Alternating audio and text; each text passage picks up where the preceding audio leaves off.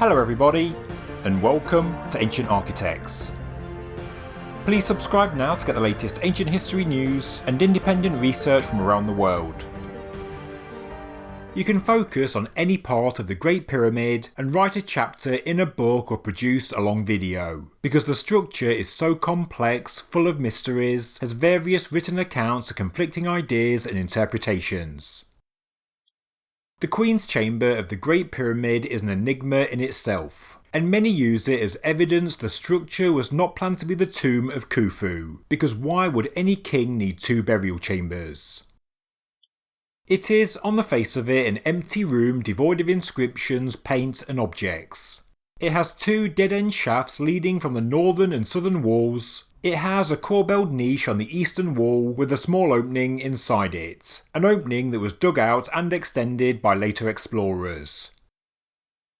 The Great Pyramid of Egypt was a work of architectural brilliance, something we can all agree on, clearly having a detailed plan from the very beginning. A plan that was successfully followed, as today it still stands strong more than 4,500 years later. I have previously explained the presence of the Queen's Chamber in the Great Pyramid by the idea it was actually a contingency burial chamber, because the only limitations of the master architectural plan was the lifespan of Khufu himself. If he was to die before completion, it is unlikely his successor Djedefre would have finished it according to the plan, if at all.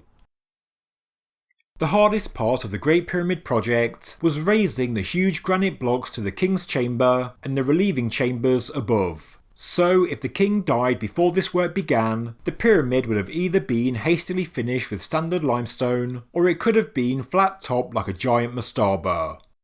Both options would mean Khufu would have been laid to rest in the Queen's Chamber. But many people often say there is no evidence the Queen's Chamber was set up to be a burial chamber, which actually may not be the case, because most researchers overlook the accounts by Al-Idrisi. In the 700 years before the 16th century, the only accounts of the Great Pyramid we have to go on are from the Arab writers. Many historians dismiss the Arab chronicles because of so many clear inaccuracies and numerous whimsical additions. Additions that bring their historical accuracy into question. But we shouldn't apply the same blanket disapproval to every source from this period, because one man in particular does stand out as a credible historian. Around 1245 AD, Al-Idrisi wrote History of the Pyramids, where he recounts a visit into the Great Pyramid, a first-hand account that is somewhat difficult to follow, but there are certainly no fanciful additions or clear inaccuracies. In fact, much of what he says can be corroborated today. He doesn't exaggerate like many of the other Arab chroniclers, and he seems to have a clear objective in recording accurate observations and history. I first read the account of the pyramid by Al-Idrisi in the book titled The Sphinx Revealed, A Forgotten Record of Pioneering Excavations by Patricia Usick and Deborah Manley, where the memoirs of Henry Salt, as well as the Al-Idrisi extract, are published, a British Museum research publication that is now very difficult to find. Thankfully, for those without access to this book, the translated words of Al-Idrisi are also published on author Ian Lawton's fantastic website, which I've linked below in the description. In roughly 1245 AD, Al-Idrisi wrote this concerning the Queen's Chamber. By this door or opening, a square room is entered, with an empty vessel inside it. On the roof of the room are writings in the most ancient characters of the heathen priests. When Al-Idrisi entered the king's chamber, he said, "Another square room is then finally reached. An empty vessel is seen here that's similar to the former." This account by Al-Idrisi, which can be read in full on Ian Lawton's website, gives us the only known credible account of the Queen's Chamber before the modern era. He is clear there were two sarcophagi inside the Great Pyramid, one in the King's and one in the Queen's Chamber, both of which are similar in appearance, which, as a side note, is also almost identical to the sarcophagus of Khufu's eldest son, the Crown Prince Kawab, who died before his father and was entombed on the eastern side of the Great Pyramid. Al-Idrisi is a reliable historian, and we do have to take his words seriously. It indicates there were 2 burial chambers within the masonry of the Great Pyramid, and one sarcophagus had clearly been removed before the 16th century, and that's because it was never mentioned again. Which really isn't a surprise, because Howard Weiss does say he found the Queen's chamber in quite a state. Many researchers also say there is no writing in the Great Pyramid, which again is true today, but that doesn't mean it was always the case, and it dismisses the words of Al-Idrisi.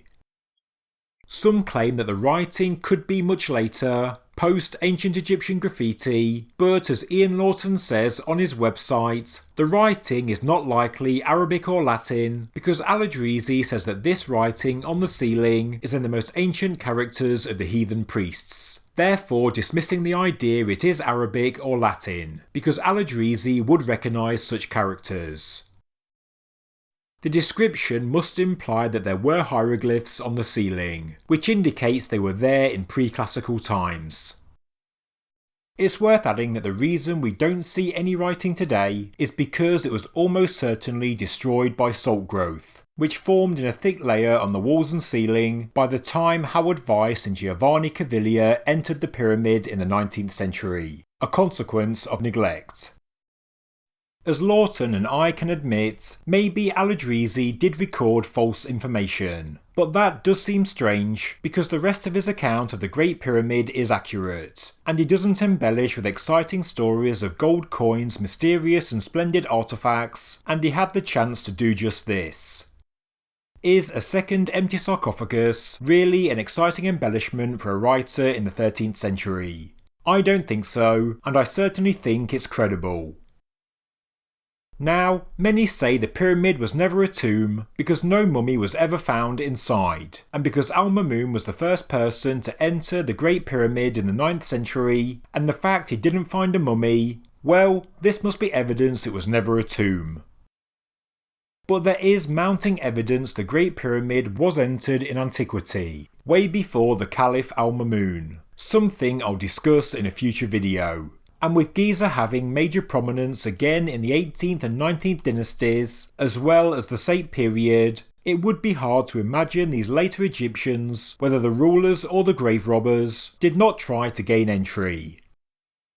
We know the Menkaure pyramid was entered in the Sate period and the Roman period, and there is also an inscription on the outside of this pyramid thought to have been made in the 19th dynasty. Ramesses the Great also extended the quarries around the Khafre pyramid. There was also clear respect for the kings of old at Giza. Concerning the 18th dynasty king Amenhotep II, who built a Sphinx temple to the northeast of the monument, this was written about Giza. He spent a time there in going round it, looking at the beauty of the sanctuary of Khufu and Khafre the Revered. His heart longed to keep alive their names, and he put it in his heart. Amenhotep called them the Pyramids of Horemakhet, Horemakhet being the name of the Great Sphinx and means Horus in the horizon, and we all know the relationship between the Old Kingdom king and this god. Khufu was viewed as the living embodiment of Horus. Throughout history, the pyramids were a focal point, and in ancient Egypt, we must remember that tomb robbing was a real problem, and this extended throughout the dynasties and beyond.